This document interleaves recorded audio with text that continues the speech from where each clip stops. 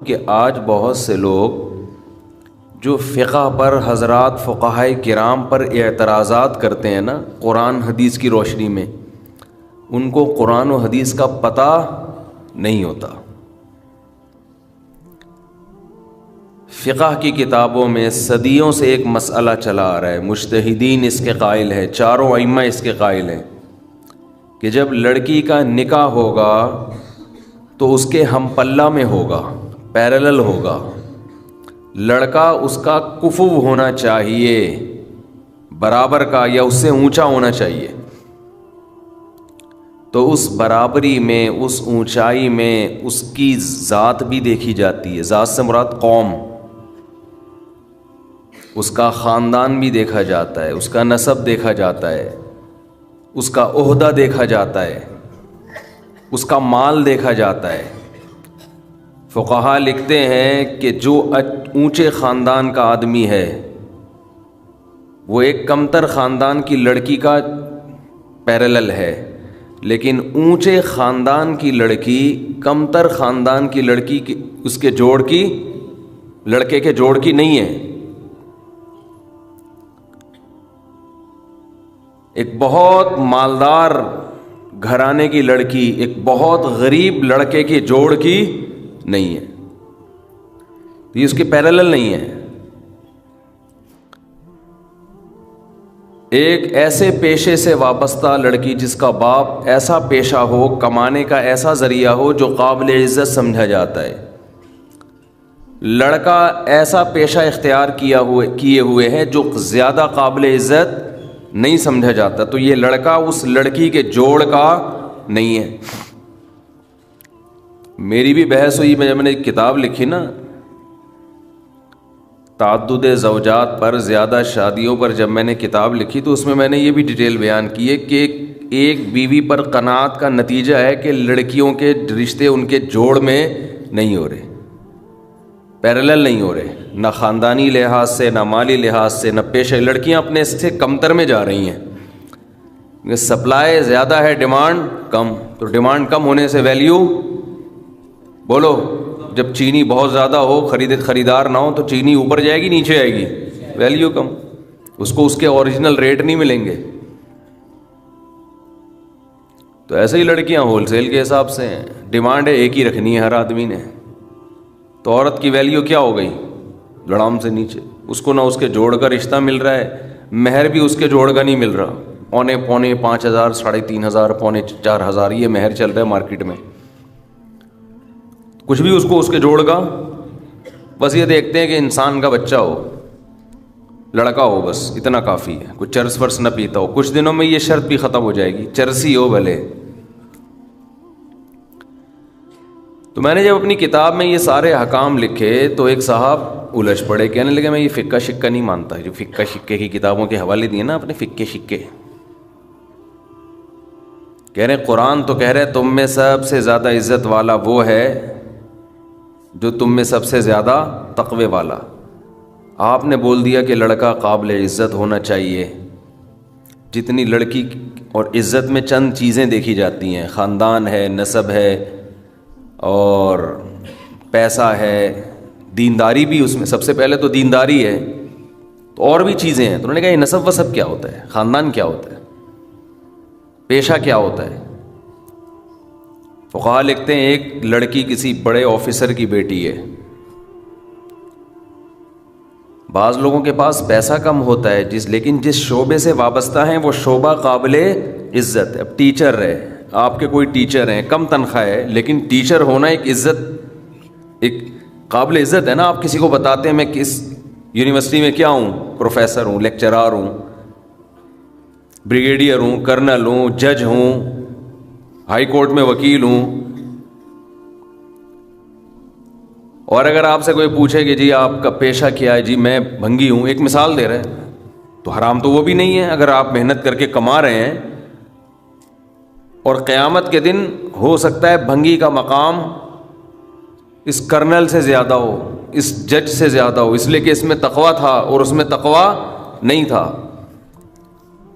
تو اصل عزت تو اس بھنگی کی ہے جس میں تقوی ہے. اکرمکم عند اللہ اتقاکم, اللہ کی نظر میں زیادہ قابل عزت کون ہے؟ جس میں تقوی ہے. لیکن دنیا کے احکام میں اللہ نے, شریعت نے اس کی رعایت کی ہے کہ نظام کو چلانے کے لیے جو معیارات ہیں دنیا میں, وہ اگر شریعت کے اگینسٹ نہ ہو تو شریعت ان معیار کو نہیں چھیڑتی ہے, اس کو باقی رکھتی ہے. کہ دنیا کے نظام اسی طرح چلتا ہے کہ اگر آپ نے ایک جج کو اور ایک بھنگی کو ایکول کر دیا, برابر کر دیا, تو نظام چلے گا دنیا کہاں چلے گا؟ سپریم کورٹ کے جج کو آپ کو عزت دینی پڑے گی, اس کو الگ پروٹوکول دیا جاتا ہے, آفیسر کو الگ پروٹوکول دیا جاتا ہے, مینیجر کا الگ پروٹوکول ہوتا ہے, ماتحتوں کا الگ ہوتا ہے. تو اسلام نے جو عورت کے لیے حکم دیا نا کہ کفوف میں نکاح ہو, کفو ہم پلہ جوڑ, یہ اس لیے کہ نکاح اگر اخروی معاملہ ہے تو دنیاوی معاملہ بھی ہے, تو دنیا میں یہ چیزیں دیکھی جاتی ہیں. کیونکہ اگر جوڑ کا نکاح نہیں ہوگا تو نکاح کی جو مصلحتیں ہیں, نکاح کے جو فائدے ہیں وہ حاصل بولو نہیں ہوں گے. شوہر کمتر ہو جائے گا, عورت برتر, تو ماتحت ہو کے چلے گی. دیکھو آرمی میں آفیسر جو ہے وہ مکھنچو قسم کا آ گیا, اور ماتحت جو فوجی ہیں وہ سارے ذہین فتین, بہت ہی یعنی وہ ہائٹ میں بھی اچھے اور پرسنالٹی وائز بھی. اور جو کمیشن آفیسر ہے ان کا جو وہ 4.5 فٹ کا فار ایگزامپل, اور ہے بھی اوپر سے کیا ہے, فارغ ہے. تو ایک آدھ ایسی کرپشن ہو جائے, دھاندلی ہو جائے تو چل جائے گا نظام. لیکن اگر کمیشن آفیسر سارے مکھنچو قسم کے بھرتی ہونے لگے ہیں بھائی, اور ISSB کلیئر کر کے جو جائیں وہ رنگروٹ ہوں, تو چلے گا نظام؟ نہیں چلے گا نا. اس لیے آفیسرز میں دیکھی جاتی ہے پرسنالٹی, دیکھی جاتی ہے بات چیت کا اسٹائل, دیکھا جاتا ہے کانفیڈنس, دیکھا جاتا ہے, تاکہ ماتحت اپنے آفیسر کی اطاعت کرتے ہوئے عار اور ذلت محسوس نہ کرے. وہ کہے کہ یار یہ واقعی اس قابل تھا کہ میرا آفیسر بنتا. یہ انسان کی نفسیات ہے. یہی وجہ ہے کہ ہمارے نبی صلی اللہ علیہ وسلم نے 99.9% عہدے اسلام لانے کے بعد انہی کو دیے جو جاہلیت میں بھی سردار تھے قوم کے. اس لیے کہ زمانے جاہلیت میں بھی وہ سردار اس لیے بنے کہ ان کے اندر ایسے گٹس تھے, ایسی قابلیت تھی کہ وہ قوم کے سردار بن گئے. لوگ ان کو سرداروں کے روپ میں دیکھنا چاہتے تھے, ذہنی طور پر تیار تھے. تو اگرچہ وہ اسلام کے بہت بڑے دشمن تھے, اسلام کو بہت نقصان پہنچایا, لیکن جیسے اسلام میں کنورٹ ہوئے فوراً ان کو اسلام میں عہدہ دے دیا گیا. تبھی حدیث میں آتا ہے خیارکم فی الجاہلیت خیارکم فی الاسلام. زمانے جاہلیت میں کفر میں جو لوگ اچھے تھے, اسلام میں بھی وہی کیا ہیں, وہی بہتر ہے. تو یہ دنیا کا نظام. تو وہ مجھے کہنے لگے کہ یہ کیا فقہا نے جو ہے نا اپنی طرف سے معاذ اللہ تفصیلیں بیان کی ہیں کہ لڑکی کا یہ, اگر وہ لڑکی جناب اتنے اونچے, اس کا باپ اگر کوئی جج ہے یا کوئی بریگیڈیئر ہے یا کوئی بہت بڑا آفیسر ہے, اور لڑکا اگر مثال کے طور پر جھاڑو لگاتا ہے گلی محلے میں, تو یہ نکاح یہ غیر کفو میں نکاح ہے. اس کی کچھ شرطیں ہیں.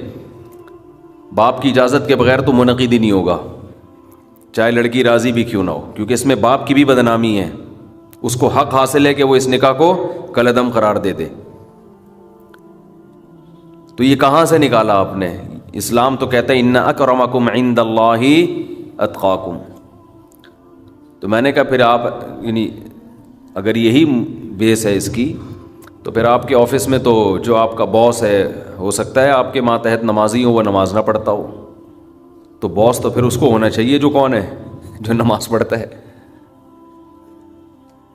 بس ہر آدمی نا ایک ڈگڈگی جو ہوتی ہے نا, جیسے بندر کے ہاتھ میں کوئی چیز آ جائے کتنا خطرناک ہے نا, کچھ بھی کر سکتا ہے وہ. بندر کے ہاتھ میں گرنیڈ آ جائے, بندر کے ہاتھ میں بندوق آ جائے تو سب بھاگیں گے بھائی, کسی پہ بھی چلا دے گا.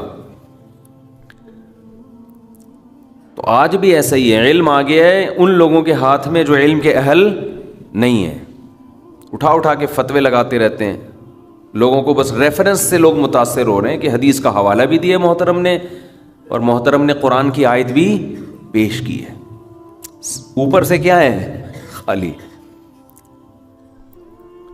تو دنیا میں تو اصول کچھ اور ہے, تبھی حدیث میں آتا ہے انزل الناس منازلہم, دنیا میں جس کا جو مقام ہے اس کو وہ مقام دو. تبھی جب عرب کے سردار آیا کرتے تھے تو آپ صلی اللہ علیہ وسلم ان کو عزت دیا کرتے تھے, حالانکہ وہ غیر مسلم تھے. جب حضرت ابو سفیان فتح مکہ کے موقع پہ مسلمان ہوئے, چونکہ سردار تھے نا, اسلام لائے, تو آپ نے ان کو پروٹوکول دیا کہ جو ابو سفیان کے گھر میں داخل ہو جائے گا ہماری طرف سے اس کو معافی ہے. عزت دی آپ صلی اللہ علیہ وسلم نے ان کو. تو میں یہ عرض کر رہا تھا کہ لیکن اتنی بات ہے کہ ایک تو ہے دنیا کے نظام کو چلانے کے لیے کسی بیس پہ کسی کو عزت دینا, یہ جو دنیا میں عزت دی جاتی ہے اس کی بھی کوئی بیس ہوتی ہے.